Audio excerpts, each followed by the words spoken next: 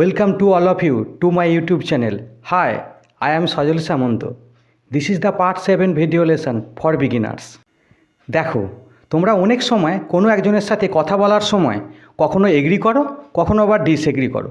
তো এই রকম পরিস্থিতিতে তুমি যদি তার সাথে এগ্রি করো কোনো বিষয়, তাহলে কি বলবে? আর যদি ডিসএগ্রি করো তাহলে কি বলবে? বা যদি আংশিকভাবে রাজি হও কোনো ব্যাপারে, তাহলে কি বলবে? চলো, আজকে তোমাদেরকে আমি সেই সব এক্সপ্রেশনগুলো শিখিয়ে দিচ্ছি।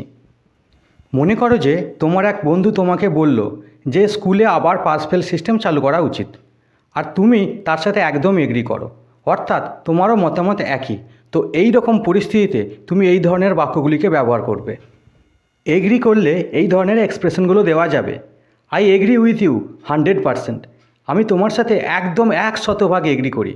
I feel the same. আমারও একই রকম মনে হয়। I am with you. আমি তোমার সাথেই আছি। That is the exactly how I feel. আমার তো ঠিক এরকমই মনে হয়। That is for sure. হ্যাঁ, এটা তো একদম নিশ্চিত। No doubt about it. এ ব্যাপারে কোনো সন্দেহ নেই। অফকোর্স, অবশ্যই, এক্স্যাক্টলি, হ্যাঁ ঠিক তাই তো। That means when you are agree with someone on certain point, you will use these types of sentences. এবার দেখা যাক যে তুমি যদি কোনো ব্যাপারে একমত না হও তাহলে কি বলবে। এবার মনে করো যে তোমার বন্ধু তোমাকে বলল যে স্কুলে মোবাইল ফোন অ্যালাউ করা উচিত, কিন্তু তুমি তার সাথে একদমই এই ব্যাপারে একমত নও। তুমি তার সাথে একদম ডিসএগ্রি করো। তো এই রকম পরিস্থিতিতে তুমি এই ধরনের বাক্যগুলি ব্যবহার করবে। ডিসএগ্রি অর্থাৎ রাজি না হলে তুমি এই ধরনের বাক্যগুলিকে ব্যবহার করবে। I do not think so. আমি কিন্তু এইরকম একদমই মনে করি না। I am afraid I disagree. আমার মনে হয় আমি তোমার সাথে ডিসএগ্রি করি। That is not the way I see it. আমি কিন্তু ব্যাপারটাকে একদমই এইভাবে দেখি না। I would say the exact opposite. আমি কিন্তু উল্টোটাই বলবো। It is out of question. না না, এরকম কোনো প্রশ্নই হতে পারে না। You are out of your mind. তোমার কি বুদ্ধিশুদ্ধি লোপ পেয়েছে? No way. না না, একদমই না। আর হ্যাঁ, শেষের দুটি বাক্যকে ব্যবহার করার সময় তোমাকে একটু খেয়াল রাখতে হবে, কারণ ওই দুটি বাক্য খুব স্ট্রং স্টেটমেন্ট। তাই তোমার তুলনায় বয়সে যে বড়, তার সাথে কিন্তু তুমি এই ধরনের বাক্যগুলিকে ব্যবহার করতে পারবে না। তোমার তুলনায় বয়সে যে ছোট, তাকে কিন্তু তুমি এই ধরনের বাক্যগুলিকে ব্যবহার করে তোমার ডিসএগ্রিটা করতে পারবে। So when you are disagree with someone on the point, you can express your thought by using these types of sentences.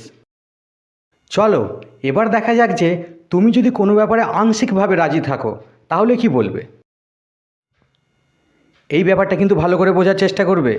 মনে করো যে তোমার বন্ধু তোমাকে বলল যে সরকারি স্কুলের টিচাররা ভালো করে পড়ায় না। তখন তোমার মনে হলো যে কথাটা খানিকটা তো সত্যি, কিন্তু টিচারদের তো সম্পূর্ণ দোষ নয়, মানে তার সাথে তুমি আংশিকভাবে একমত। তো এই রকম পরিস্থিতিতে তুমি এই ধরনের বাক্যগুলিকে ব্যবহার করবে।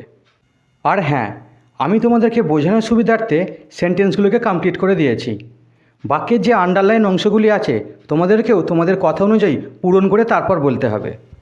পার্শিয়াল এগ্রিমেন্ট অর্থাৎ কোনো ব্যাপারে আংশিকভাবে সম্মত থাকলে তুমি এই ধরনের বাক্যগুলিকে ব্যবহার করবে। That is true, but the teachers do not get the ideal environment. হ্যাঁ, এটা তো সত্যি, কিন্তু শিক্ষকেরা তো আদর্শ পরিবেশ পায় না। It is only partly true that they do not teach sincerely. এটা কিন্তু আংশিক সত্য যে তারা আন্তরিকভাবে পড়ায় না। That is not necessarily so. ব্যাপারটা কিন্তু সবসময় এরকম হয় না। টিচারদের কিন্তু সবসময় দোষ থাকে না। It is not as simple as it seems. দেখে ব্যাপারটাকে যতটা সহজ সরল বলে মনে হচ্ছে, ব্যাপারটা কিন্তু অতটাও সহজ সরল নয়। That's it for today. I hope you have enjoyed these lessons quite a lot today. Please subscribe the channel and like the video. Take care of yourself. Thanks for watching. Bye bye.